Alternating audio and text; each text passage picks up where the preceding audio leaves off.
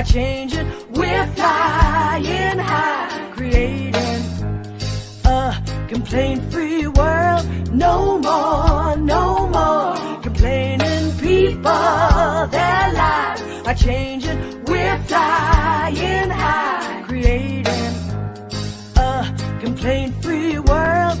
No more, no more.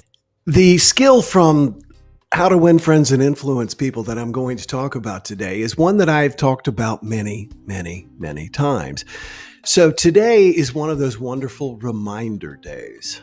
I think it was Da Vinci or Michelangelo who said that it was Da Vinci. We need reminding as much as we do educating. So today is one of those days that stay with me. I'm going to give you a reminder.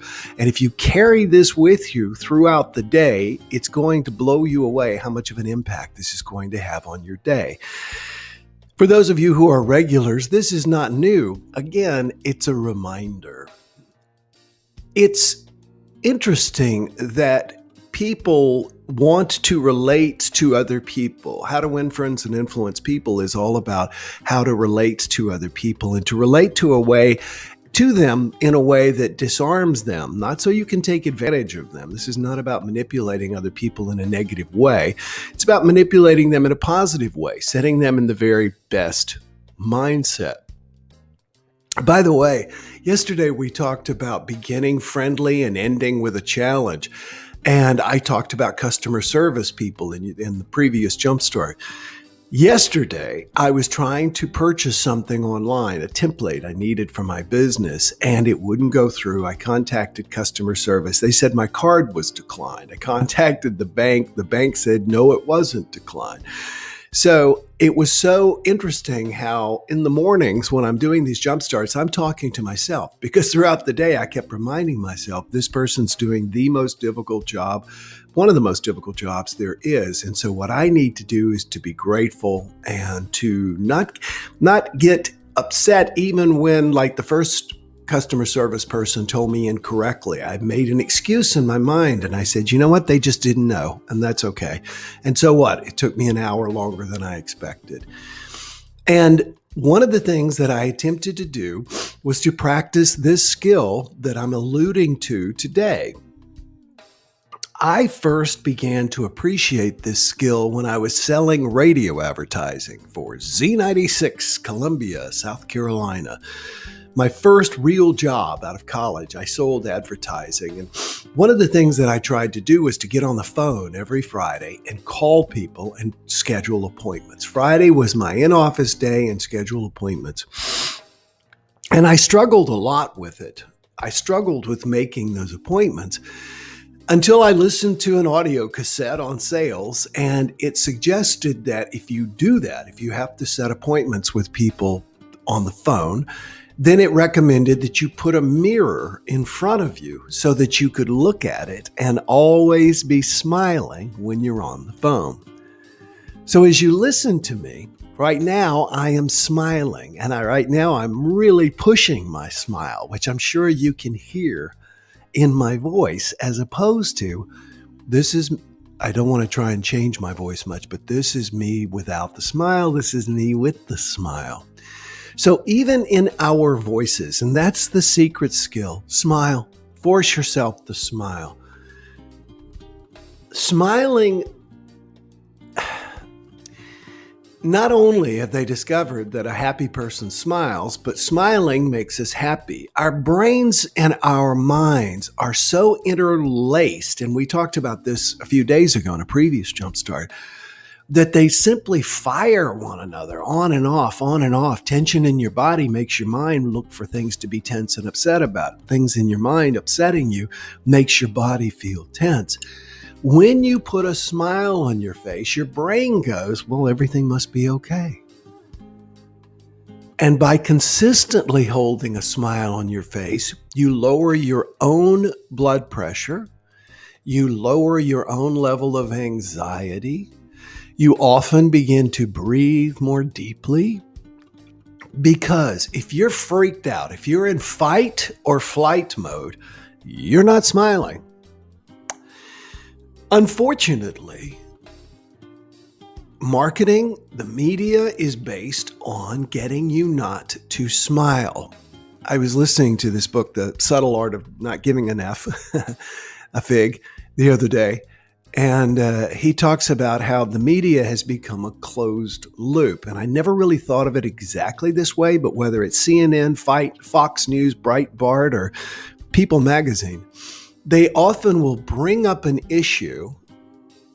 And then what they do is, which would be upsetting to people, and then they spend all their time reporting on the upset that people have about the issue that they themselves put forward. And it works because it uses what I've coined as enrage and engage. If you enrage somebody, you engage them, and then they want to know about the other people that are enraged, et cetera, et cetera, et cetera. And for the media, it draws eyeballs, or for radio, ears. It draws your attention, which means money. So there are so many things throughout the day that encourage us not to smile. Don't want you to smile. If you're smiling, something's wrong with you. Have you ever heard that? I realized when I wrote my book, Happy This Year, that we have I'm trying to think of the right word. I wrote it in a book. But we are predisposed against people who are happy in many cases. Even though we're drawn to them, we wonder if there's something wrong with them. One of the things I found really interesting in looking at DBT, dialectical behavior therapy, as a method for addressing various issues, is that one of the things that Marsha Linehan recommends, the founder of DBT, is what she calls half smile. Half smile. She's like, look in a mirror and smile. Now take it down half. Now work to hold that on your face, especially when you're talking to other people. About 3 weeks ago, I went to a live board meeting here at the condo complex where I live. I don't think I'll go to another one. I found out that there's more than a dozen people here with COVID right now. But I went to one, I went live, and I wasn't wearing a mask because at that time things were really opening up and we were feeling better about things. And I decided to practice that half smile because condo meetings can just seem to bring out the worst in people. You know, if anybody will tell you that. About any kind of meeting, church board meetings, any kind of meetings, tend to bring out the worst. And so what I decided to do was to just hold this little half smile as I looked at everyone speaking and listened to everyone speaking. And what I noticed was that people began to smile back at me, okay, not in a, hey there, but just even people would be speaking. And when they were looking around the room and they got to me and saw the half smile, I saw the half smile pop out on their face. It is so true that if you smile at the world will smile back. I've spent so much of my life waiting on the world to smile at me, and then I'll smile back. And that wonderful analogy from Earl Nightingale, I tell you what, sitting in front of a fireplace, I tell you what, I'll make you a deal. You give me heat, and then I'll give you wood. We want the heat first, but we need to put the wood in the fire. And the wood is something as simple as putting a little half smile on our face. It makes us feel better. It makes other people feel better. It also makes people feel like we're more engaged with them. This idea that a person is smiling, there must be something wrong with them. No, it just makes a person feel warmer. It makes them feel more welcoming. I'm getting ready to go do a live speaking event next week in Austin, Texas, and I'm excited to be going to Austin. I love Austin, Texas. I love everywhere I get to go. And one of the things that I do before I go is I do a Zoom meeting or a Google Hangout meeting, or at the very least a phone meeting with the client that has hired me to come in to find out about their industry, to tailor what I say to their industry. And I used to approach these meetings as very serious things. Okay, hi, let's talk about what's going on in your industry. And I thought I was showing some level of competence by being so serious. And then I would go to the events, and it was a difficult challenge sometimes to get the people to warm up to me. And I decided that the warmth starts on the Zoom meeting. So I always make sure I've got that half smile. I always make sure that before we get into any kind of business, I do the blah, blah, blah. I used to be so bad at the blah, blah, blah. But then I realized that the blah, blah, blah is about talking about the other person in a positive way. I really like this, or I enjoy that, or excited about this. The other day when I got my car fixed and I went in and it was so much less expensive than I expected. And he had told me what to expect and it was about half. I thought about what was the difference, what happened. And I realized that this gruff car guy, he owns this mechanic shop, but you can tell he can take it or leave it. That's kind of his attitude. But he does a wonderful job because he can take it or leave it. And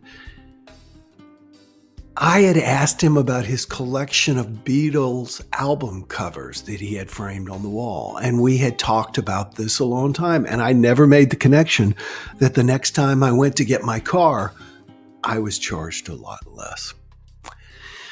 When you get yourself to smile, you convince your body that you're happier than you actually are, and your mind will begin to look for things to be happy about. The other thing is, people will smile back at you, or at the very least, I have found that a smile is a wonderful pattern interrupter. People look at you like, what's wrong with you? But at least they're not frowning anymore. So that's what I'm inviting you to do today. And there is actually a chapter in Dale Carnegie's How to Win Friends and Influence People that talks about the importance of putting a smile on your face. He talks about the universal person, he calls it, that can get along with everybody.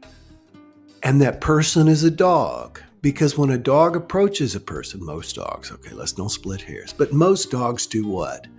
They wag their tails. They put on their body an expression that I'm excited to see you. Well, human beings interpret a smile the exact same way. It makes everything so much easier putting on a smile. So put on your smile today and see what you can do with it. No more complaining people. Their lives are changing. We're flying high, creating a complaint-free world. No more complaining people. Their lives are changing.